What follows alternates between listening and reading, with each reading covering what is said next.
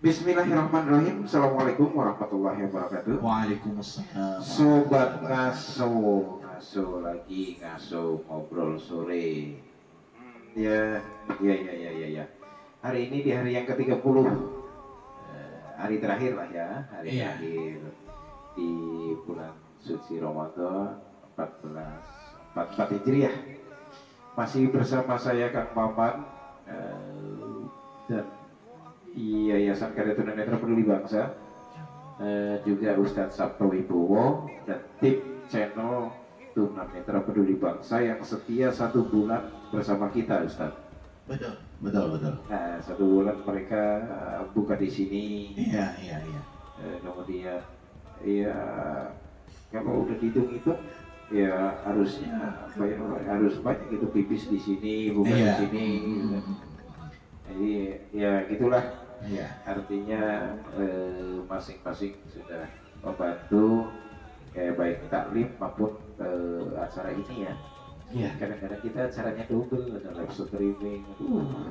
Benar-benar ya, kuotanya habis banyak banget. Allah ganti dengan pahala. Insya Allah, amin. Mudah-mudahan pekerjaan mereka juga diganti ya, dibalas oleh Allah Subhanahu wa Amin ya Allah ya Rabbal Alamin. Yang penting tulus ya, ikhlas. Gitu ya, yang penting itu kan. Baik, ada bahasan sunnah-sunnah di hari raya. Ya. Apakah sunnahnya itu harus menyediakan makanan semeja full ya, dengan lontong, ketupat, kemudian makanan toples gitu penuh semeja, atau ada sunnah lain sebenarnya selain sholat Id ya? Iya betul. Itu pasti kalau sholat Id pasti sudah terkenal. Gitu kan? Coba dijelaskan. Nah ini insya Allah video atau pertemuan terakhir di bulan Ramadan loh. Iya. Bismillahirrahmanirrahim. Alhamdulillahilladzi an'ama 'alaina wa hadana ila dinil Islam. Asyhadu an la ilaha illallah wahdahu la syarikalah wa asyhadu anna Muhammadan 'abduhu wa rasuluh la nabiyya ba'dah. Allahumma shalli wa sallim wa barik 'alaihi wa 'ala alihi wa ashabihi ajma'in, amma ba'du. Berbicara tentang sunnah-sunnah di hari raya Idul Fitri, bahwa Rasulullah itu Shallallahu Alaihi Wasallam di hari raya Idul Fitri, beliau mengawali harinya dengan melaksanakan mandi dengan niat mandi sunnah hari raya Idul Fitri. Jadi bukan mandi asal-asalan ya, tapi jadi kita niat ketika kita mau mandi, kita niatkan saya niat mandi untuk sunnah hari raya Idul Fitri. Tata cara mandinya bagaimana? Tata cara mandinya seperti layaknya orang mandi janabah atau mandi junub. Nah, tentu sahabat pemirsa channel Tunanetra Peduli Bangsa sudah tahu ya tata cara mandi junub bagaimana. Nah itu mandi sunnah di hari raya itu seperti layaknya kita mandi junub. Kalau ada yang belum ngerti tata cara mandi junub, nanti di luar bulan Ramadan kita bikin kajian fikih tentang tata cara mandi junub. Kalau sekarang waktunya terlalu sempit, nggak cukup ya. Gitu ya. Nah, jadi mandi dengan niat mandi sunnah hari raya Idul Fitri, tata caranya seperti orang mandi janabah atau mandi junub. Kemudian setelah itu Rasulullah memakai pakaian yang terbagus atau yang terindah. Maka disunahkan di hari raya Idul Fitri itu kita memakai pakaian yang terbagus, pakaian yang terindah yang kita miliki. Dan itu tidak harus baru ya, tidak harus baru, enggak. Kan bukan berarti harus baru juga gitu. Semampu kita yang terbagus, yang terindah yang kita miliki. Jadi nggak usah ngada-ngadain, harus nanti beli baju baru. Enggak.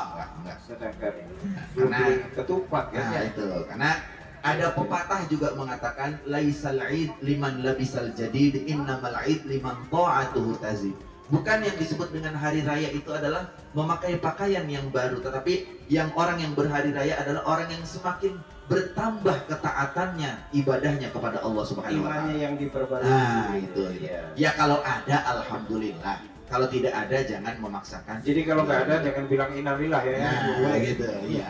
Nah, kemudian setelah memakai pakaian terbagus, terindah yang kita miliki, mengawali hari itu agar berbeda dengan bulan Ramadan, maka sebelum keluar untuk melaksanakan sholat sunnah disunahkan untuk memakan kurma.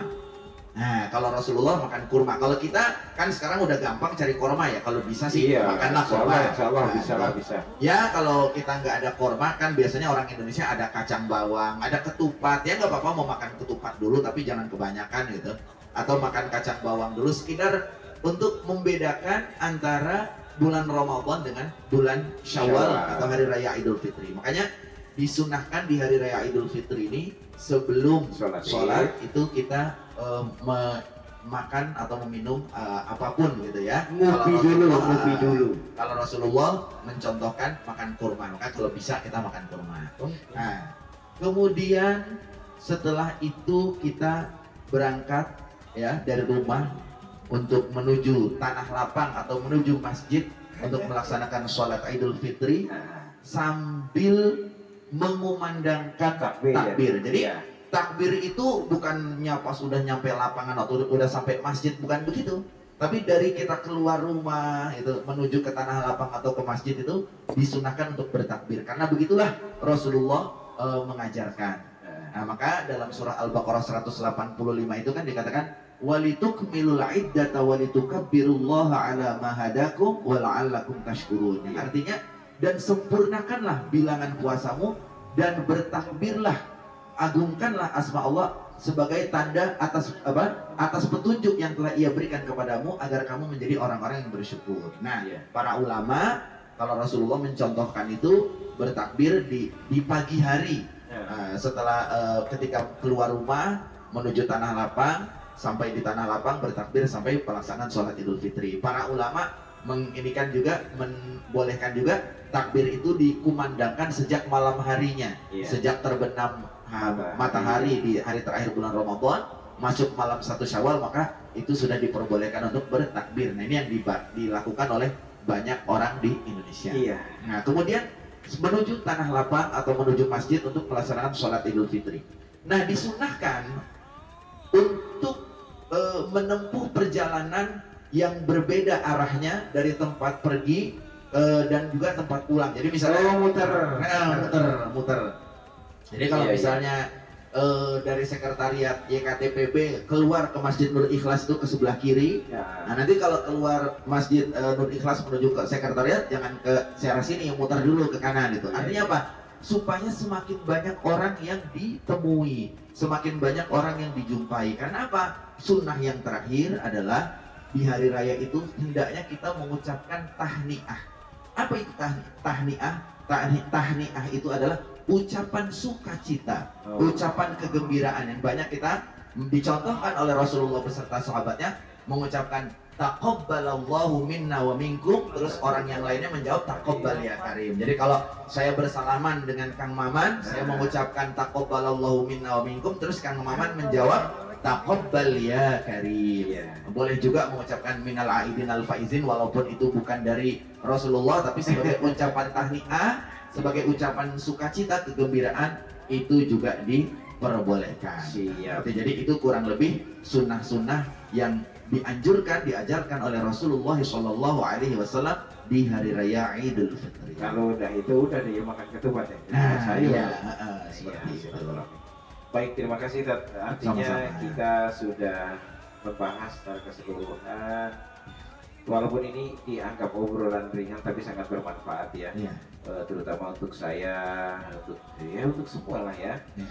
Para pemirsa, sobat Ngaso dan pemirsa channel Tunanetra Peduli Bangsa. Begitu, Ustaz ya, terima kasih. Kita sudah mau duduk, nah kita tunggu sidang isbat. Kalau puasanya 29 berarti kita bisa sholat dulu.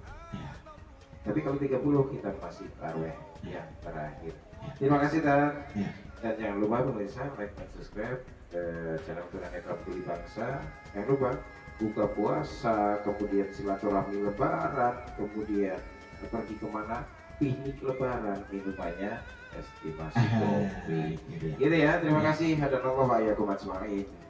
Assalamualaikum warahmatullahi wabarakatuh. Waalaikumsalam warahmatullahi wabarakatuh.